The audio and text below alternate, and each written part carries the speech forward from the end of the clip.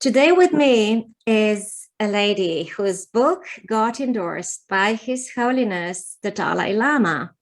And this is truly impressive and absolutely underlines the significance of my guest's work and, of course, the book. Good morning to Lisa Tahir, is it New Orleans or Los Angeles? Milangela, I am in Los Angeles today, and thank you for having me on Soul Garden Podcast. It's such a delight. I am so thrilled to have you on.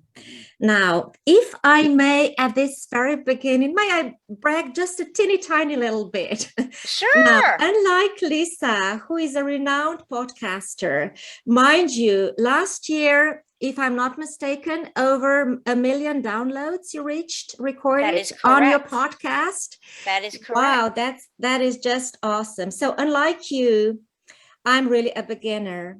And to be approached, to be found by you or your PR for me was like, and this is not talking to you out of vanity, but it was like, wow, yeah, I am on the right track, doing my best to inspire people and to make them realize that, yes, there is always a way if you want it. So, and the deeper I went studying Lisa's work, the more thrilled I was realizing how aligned we truly are, not only in our spiritual talks and the things we believe in, but also in this passion for art and creativity. I was really happy to learn about that as well. One thing. May I jump in and say something? Sorry? May I jump in and say something? Absolutely. To speak to what you said, which I appreciate. And I just want to share with you and our listeners that I believe our conversations matter and our voice matters. And I know I've been podcasting 5.5 years weekly, and I've often compared myself to other shows and felt like I'm not doing well enough or I'm not reaching enough people. And I came to a place where I decided to just end that cycle of almost like self-harming oneself in comparison, because the truth is that your reach, my reach, whomever's reach is important. And the mission of my podcast is to change consciousness one conversation at a time. And, even if it's one person, like I delight in like the emails that I'll get, someone being appreciative, something resonating with them. And it still takes me by surprise, because I wonder if you sometimes wonder, is anyone listening? And I still have that thought. And I try to just soothe myself that, of course, the people that need to hear are listening. The universe is big enough to bring our voice to exactly those who need to hear it, who are looking for this. So I encourage you to just keep doing what you're doing. It's so important. And I don't even look at downloads. I feel like they're an inaccurate measure of our value and worth, because it's so caught up in that monkey mind of comparison instead of just doing what you love, which I think is the most important thing. And it's obvious that you're doing that. And I'm grateful to be here. I am so appreciative that you said that, because, at the very beginning, when you try hard and you have this feeling that no one hears you, it can be debilitating. And but as you said, I just, I keep going and I keep going. And I know there are people who will benefit from what I do when the time is right. So thank you for pointing this out. No, you're welcome. Yeah. One thing before we dive in that I need to tell about Lisa, and in that respect, we are very, very different. And it's something that Lisa did. And for me, is just unthinkable and unattainable. And I now know why, because I've read Lisa's book. My Chiron is in Pisces, and I have this propensity of, avoiding risks of all type. I want to be secure and safe. But what she did is really spectacular. She climbed Half Dome in Yosemite. Wow. Now, for those of you who don't know what that is, it's a huge rock formation around, what's the elevation? A little something below 9,000 feet, I think. Yes. And it rises something like 4,000 feet above the valley floor. 5,000 feet. Yes. 5,000 feet And up you and 5,000 feet did down. that in less Thank than you. 12 hours. I mean, to me, that is just mind blowing. I cannot imagine that. Could you just briefly share the experience? So why in the first place, and what were the feelings up there in that dome? I'd be happy to. And one of my toenails is black from it. It was so challenging, and it literally was 1 inch at a time at moments, because I feel like I trained for that climb, but it's hard unless you're a climber. And I wasn't scaling rock walls. It was a laid out trail, but it was very steep. It's 5,000 vertical feet up, a lot of granite steps. The grade is very steep, even on the trail itself, which is very well laid out. And then when you come down, it's just as steep going down. And the one flat section was 2 miles of thick sand. So it was almost a joke. I was literally laughing, like, universe, I was happy to see flat ground, and then you step on it and it's this deep sand that you're still moving an inch at a time. So I just settled into when I started to have a lot of pain in one of my knees, the last 3 miles, and a mile could easily take an hour to an hour and a half. So even seeing there's just 3 miles, that's like potentially another, 4.5 hours of walking. And I finally switched to, I get to do this, and really feeling into the space where there's some people that can't physically do this or aren't able, or whatever the reasons are. And here I am on this beautiful mountain. Every part of it was just stunningly beautiful. The river, the mountains, the trees, whether you're in the open sun or in the shady forest, it was exquisite. So there was always something pleasurable to look at. And I just kind of settled into, this is like an inch at a time. And you carry your own food. Like, I had peanut butter sandwiches and 20 pounds of water. And so it was really exciting. And this is my second time doing it. I did this with my sister, my little sister, about 10 years ago. And the attempt was to get to the very top of Half Dome, where you have to climb up these metal cables. But now that you have to get a permit to do that. The first time with my sister, they had bad weather coming in. So the ranger said, do not go up on that flat, slick granite. So we turned back at the cables. And again, I did 11 hours and 15 minutes total, and we had to turn back at the cables. So I'm going to do it a third time at some point in the future, because I'm determined to get up those cables. But I didn't feel disappointed by that, because the view at the subdome is so magnificent. You're like standing on the top of the world looking down on Yosemite Valley. And so it was just this really spiritual experience for me to challenge my mind, my body, my spirit, and stay in a positive mindset, which was like the biggest success for me. That even when I started to feel the pain and like the fatigue, and my toenails black, my shoes were hurting, and I don't know, I shift to being able to see that I get to do this. And I think in our lives that really replicates moments that things are challenging, and it can always help, I found, to change your perspective to, I get to do this, and that opens you to solutions.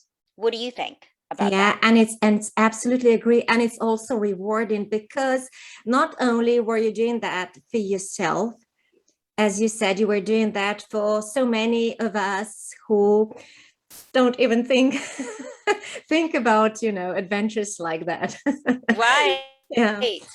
Okay. Now to move on to Lisa's bio, and I'm just going to outline very briefly a few things. So Lisa is a licensed therapist, host of All Things Therapy podcast, and author of the Chiron Effect, Healing Our Core Wounds through astrology, empathy, and self-forgiveness. Of course, as I said, endorsed by His Holiness Dalai Lama. And she can be found on, is that NOLA Therapy? Yes. Yes, standing for New Orleans, Los Angeles Therapy, right? Exactly. At Instagram, Facebook, and YouTube. Right. Now, to move on to your amazing book, the effect, the Chiron Effect.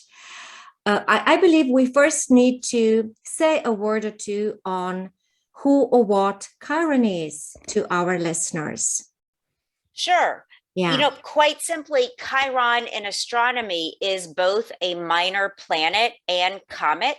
It has both designations. It was discovered in 1977, and the astronomer Charles Cowell, with a K, that discovered it, noted it had an odd elliptical orbit, and that Chiron was the first heavenly body ever discovered to have an odd elliptical orbit, and therefore he was named after Chiron, the centaur, in Greek mythology.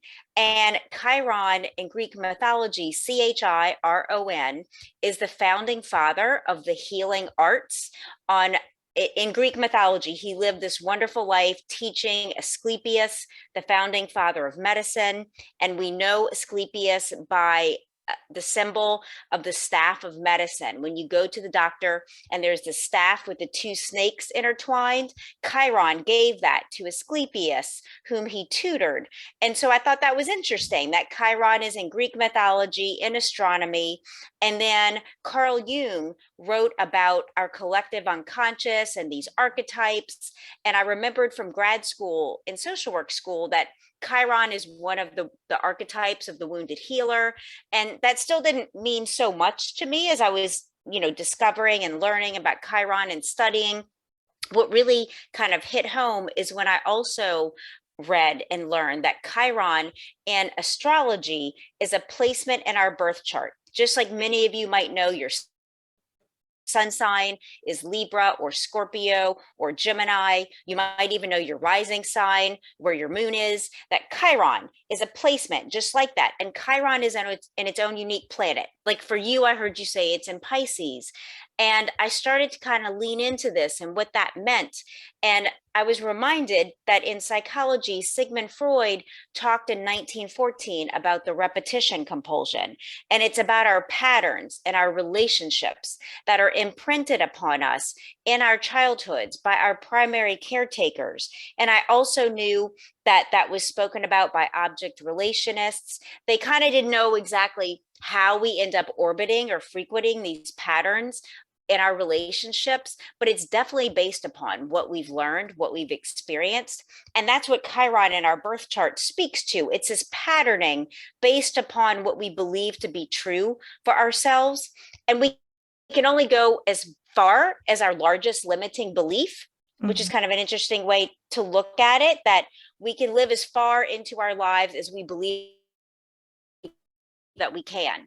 And that ceiling is only our belief system. And I've learned that by changing our thoughts, really working at the level of cause, which is our thoughts inform what we believe to be true.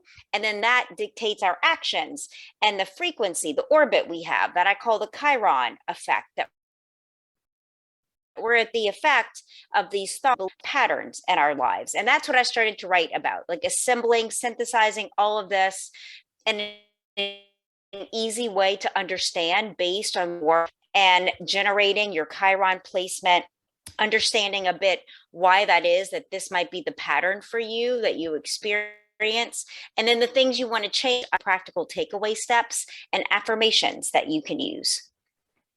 Okay, so the Chiron effect. What do you think? Yeah. How does that feel we are sort of, going to this place where I'd like you to go even deeper with your book.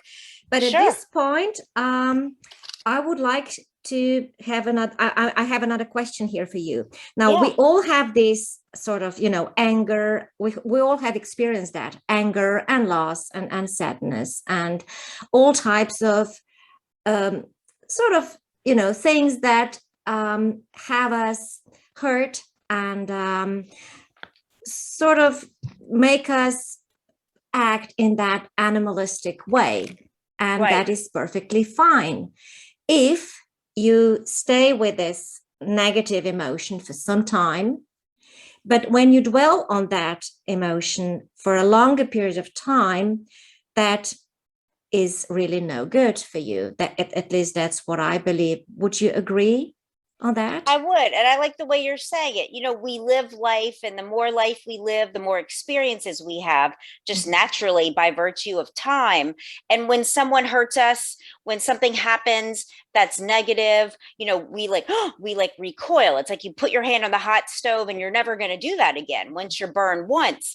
And it's like that in relationships. It's like that with experiences. Someone abandons us, rejects us, and we start to feel scared of being abandoned and or rejected, and that causes us to act sometime in ways that aren't even authentic because we're pain avoidant versus being driven by our deep and true authentic selves, which sometime we might experience a rejection or an abandonment, but it doesn't necessarily mean you've done anything wrong. It just means you're trying to be loved. At the foundation, at the basis, we all want to be loved and seen and heard. We go about that in uniquely individualized ways, and sometimes it matches up with someone else and sometimes it doesn't. And it's natural to want to protect yourself, that animalistic instinct that you mentioned, to kind of like shut down your heart. And that can be necessary for a time to go within, to heal, to look at your contribution, to look at their contribution. But if we stay in that place of feeling, so cut off from the things that we want, we start living inauthentically. And you might one day open your eyes at a certain age and be like, oh my gosh, how did I get here? Like, I'm living a life I'm really not happy in.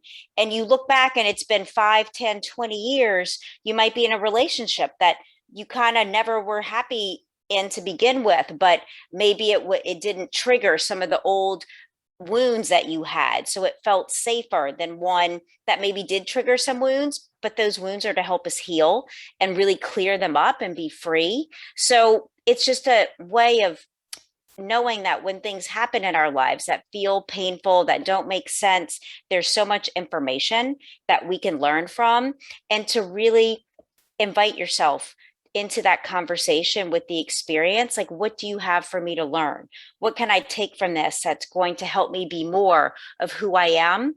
And you become kind of like less, able to be jarred by life and pushed around. Does that make sense? Yeah, but my next sort of question would be, in order for us to heal, to change that situation and turn our life around, apparently in your world, astrology comes into place in psychology. So how do these two sort of intertwine, and how do these two help us to get healed, to change this situation around? That's a great question, Milangela. And so I coined the term psychoastrology and trademarked it. And it simply means where our personal astrology, our personal psychology meets and intersects with our natal astrology. And for me, that was a stretch. That was a big reach because I'm a licensed psychotherapist. My wheelhouse is in philosophy and psychology. For me, the astrology, I'm not an astrologer by trade. Astrology is the diagnostic point.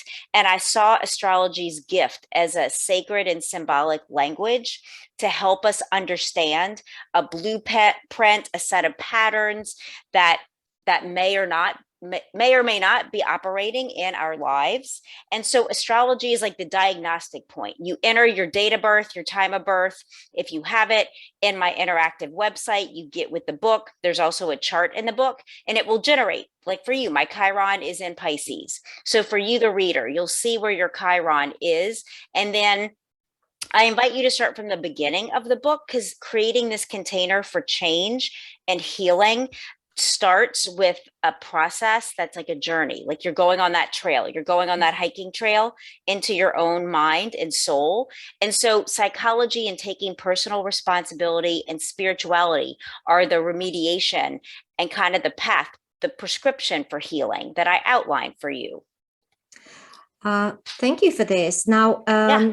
how did you reach this point? I mean, this is, to me, this is like an epiphany combination of psychology and astrology. Was it any of your, or maybe your aha moment, your the lowest point in your life that made you go and seek better ways? What was it that brought this about? I think a lot of people that create things, it's like we're providing the answer to our own questions that we don't see in the world yet. And so any of you listening, I encourage you, create. If there's something you see and there's no answer in sight, create the answer, make the answer. And that's what I did. I turned and looked at traditional psychotherapy, and a lot of it has to do with being really familiar with the language of your woundedness. And there is a time and place where we do have to really allow ourselves to feel how wounded we were and how hurt we were, and really compassionately attend to that often younger part of ourselves. And it's equally important that once we've done that, once we really have a sense of, okay, this is what hurt me, this is how I wasn't attended to, then the next step of that process that I discovered is, what do I need? What did I need to hear that I didn't hear? And you start telling a new story. And so my book answers, what is the new story? Where do we go once we realized, okay, we're in our lives, it's going pretty well, but there might be this one area that we're kind of like, oh, like I want more here, and I'm not sure how to get there or have it. And so my book helps you understand how to have and experience that more that you want. And it's through becoming that person, becoming the person you want to be, through how, and this is, it might sound kind of superficial, but even for me, like being an author, wanting to be an author and knowing this process. I mean, for me, it took 3.5 years to research and write things in the morning. Like, I wonder what, like, a best-selling author, how they have their coffee in the morning. How do they feel at the coffee shop? And it opened up within me this new portal, so to speak, of confidence, of like, one day I'm going to be that author ordering my coffee. And if you can just feel into the excitement for yourself of something new that you want, that's yet to be created, you can start living from that place. Like ordering my coffee, and in my mind, like, I'm this best-selling author with this book out, and I'm ordering my black coffee. And it kept me on the trail, because to write and research for 3.5 years, 4 years, it's like a college university degree here in America.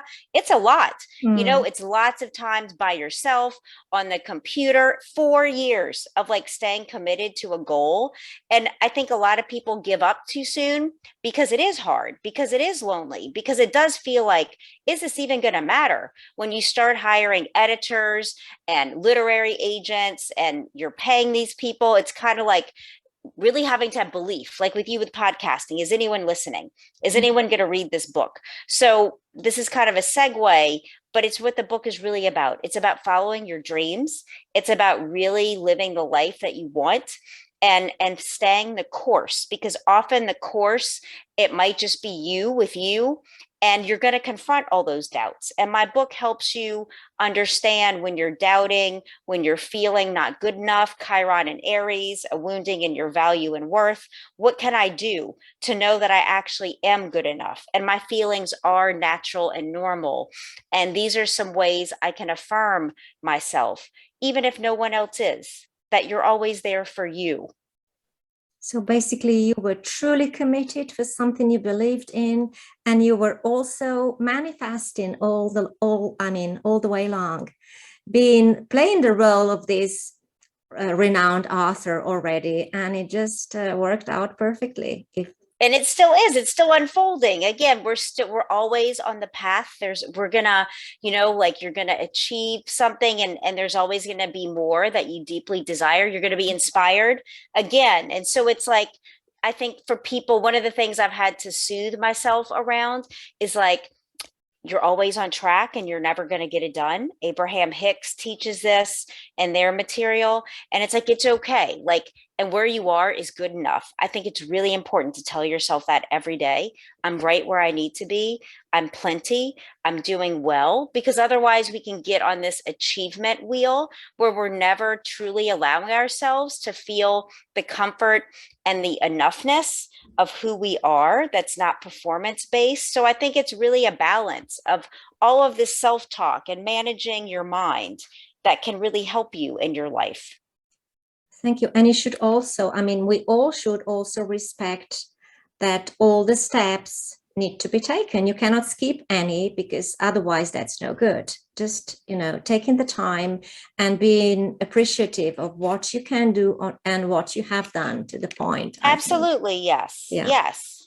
So in continuation, another quote from your book. Well, Lisa, you're too young to be concerned with these things, but adults hurt each other with their words, and you can't take those things back once they are said.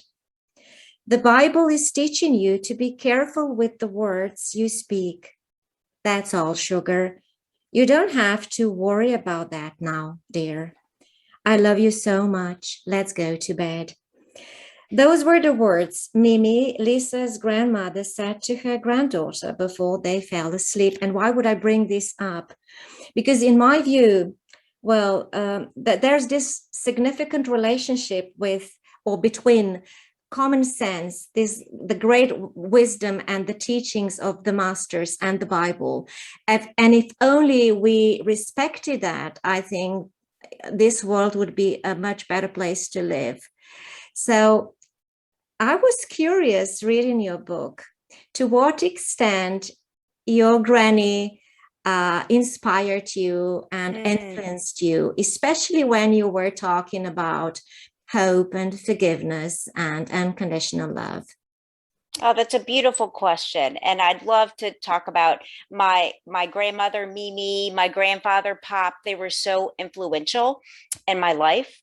And I have tears of like joy just thinking of them, because in my life, there was a lot of trauma. There was a lot of disruption. My parents divorced when I was 15, and that was a positive thing. That was a healthy thing for them to do. Their love came to a point where it needed to separate, and that was the most loving thing to happen. And so in getting kind of caught in that crossfire of the years when they weren't happy together, and children tend to be the symptom bearers of those issues and problems that parents are having, and often too young to have enough power or knowledge or insight to even understand what was happening. And so my grandparents really stepped in. I spent a lot of time living with them.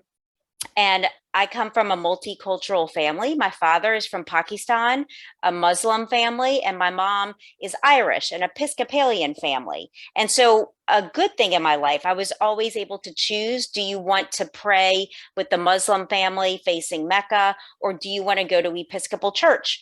And I did some of both to see what it felt like. And so with my grandparents, in Episcopal church, they always had a Bible laying around. And as a young person, I loved reading the Proverbs, because they're kind of like, they're nuggets of wisdom, how to live your life, little practical little bits. And so I remember one night, the portion you read with Mimi talking about, because I remember I had some anger towards my parents, and it talks about at one point, if you curse your parents, your light is going to go out. And I felt kind of scared, like, oh my gosh, because I'm really mad at my parents, and they're not being kind. And I felt worried, like, oh my gosh, am I doing something wrong? And my grandmother was like, no, honey, it's okay. Like, you have a lot of feelings, you have a lot of thoughts. It's okay. You don't need to be worried that anything's going to happen because you're feeling angry or upset. And she was always just very soothing. And I shared that because in my book, I invite you to get a journal, to light a candle, to spend about 20 minutes in the book each day, or however often, and go through your own memories, times when you felt loved, like I did by my Mimi and Pop, and times when you didn't feel loved, when it was really challenging. So you can start to excavate your own memories and kind of write out your own blueprint of why you believe about yourself the way you do, because it comes from the early messages that we got. Thank you so much for sharing this beautiful story. You're welcome. Thank you for knew bringing there it was up. much more behind it, and it's a powerful story. And yes, you are holding the reader by the hand by being vulnerable first, as I will mention later on. Now, another quote from your book. Addiction wants to be our primary attachment, and it wants an exclusive relationship with us. The end of quote. So it definitely is a must for us to break that vicious circle and to do things that are to actually, start writing a new chapter in your life. Now, to do that, we must be brave, because wouldn't it be a lot easier to just stay stuck, even though if in pain, debilitating pain sometimes, but at least we would not be judged. We won't be criticized out in the world. This is hard. Okay. So, and then you mentioned one thing that really is relatable to me a lot, and that is finding the voice. For me to find the voice, to pluck up enough courage to, get out from the comfort zone and step out, onto the stage and say a few words about myself. For me, that was huge. And I'd like you to share your beliefs on that, or your opinion on how that was for you. Sure. And I wonder if you found, Milangela, that it's been a journey for you too, to find your voice. First of all, know you have a voice, what she wants to say, because I think that can change throughout our lifespan, that what's important at one time in our lives, might fade to the background and something else becomes more important. And that really reflects our beautiful evolution and growth. And for me, I had a lot of experience with addiction touching my life, both by having members of my family addicted to various things, and then in my own life, having a cocaine addiction that I talk about in my book, and really learning that addiction it's a relationship that you have to a substance, to an experience. And it's like there are little receptors in your brain for every substance that there is, be it cocaine or marijuana or alcohol or sex. And there are these receptors in our wiring that really fits, so it's like when you feel that, it's like a yes, like this alleviates pain, like, and drugs and alcohol are so effective in escapism and alleviating emotional pain temporarily, because they work so quickly. And so for me as a young person, I turned to drugs as a way to self-medicate my feelings of shame and confusion. And, it worked for a while, but it inevitably causes a deep unhappiness within someone, because you're really disconnected from your true self when you're in addiction. The addiction literally takes over the mind, the brain receptors, and that starts to affect your psychology and your emotions and your self-esteem and everything. And so I went through my own personal healing journey of being in therapy and working on the underlying causes for the addiction that I had, and completely freeing myself from it, that drugs are not a part of my life at all. And I've replaced it with meditation and with travel and with adventuring and with fitness and with things that trigger the same brain receptors, these kind of peak experiences where we feel joy, but doing them in healthy ways. And so I offer that personal story in my book to be relatable, because I think most people in their lives have struggled with something. In New Orleans, where I'm from, there's a lot of addiction, there's a lot of alcoholism. And so to offer people hope that there is a way out. And I even talk about a process of change called the trans-theoretical model, which is just a fancy way of talking about how when we approach making a change, we're often ambivalent. It's like, can I even do it? And there's a lot of doubt. If I may, I'd just like to jump in. Yeah. I believe this is so key, so critical for you to mention, because a lot of people, when they experience things like that, they are ashamed to think about it, let alone talk about it, out and openly. So for you to tell them the path and to give them the tool, I believe this is just an incredible help. Thank you. Great help. Thank you. I appreciate that, because there is help. There is hope. And there's a section, as you mentioned, in my book about hope. So I just really want readers to be able to take away everything they need to manage anything that's happened, whether it's a loss through death, a relationship ending, physical illness, whatever it is, that there's hope. There's a way. There's always a way. There's always a way. And your book is really cleverly structured. So, at the beginning, you have the chapters where you instruct us on everything. And as I said, you guide us and you take us by the hand, being vulnerable first, and then we are invited to follow in your footsteps. And this is beautiful. But I thought at this point we could maybe arouse a little curiosity in our listeners by maybe talking about an example of what Chiron in a particular house does to us, how that impacts our life, and maybe what are the mantras, what are the tools. I mean, what is then our homework to do to change that? Yeah. Shall we do your placement with Chiron in the sign of Pisces? I'm not sure, really. Do I dare? It's because this is universal. Yes, I will be courageous. Okay, maybe yes. Okay, and to even start this Chiron and Pisces section, it was so interesting for me to learn that Mother Teresa's Chiron was in the sign of Pisces. And she's a wonderful example of taking one's area of vulnerability, because I see this core wounding on a spectrum, core wounding on one end and vulnerability on the other. And depending on where you are in your personal growth and development, you're somewhere along that spectrum. And Mother Teresa really learned how to take care of herself at the same time that she reached and still reaches millions of people through her mission and her work and the embodiment of compassion and really caring for your neighbor. And so I start with that because the whole kind of gift in having your Chiron in Pisces is learning to put your oxygen mask on first.